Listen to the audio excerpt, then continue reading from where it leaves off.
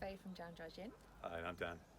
So today we're going to talk about our 5 top tips for a martini, a bloody marvellous martini. Tip number 1 is glassware. We're real glassware geeks. Find a glass that you really love because it'll make that experience so much better. Tip number 2 is ice.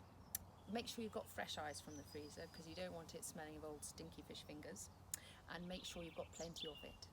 Tip number 3 is about the vermouth. It's always worth experimenting a bit. Try a few, find one you really like. But really importantly, once you've opened it, make sure you keep it in the fridge because if you don't, it'll start to taste yucky.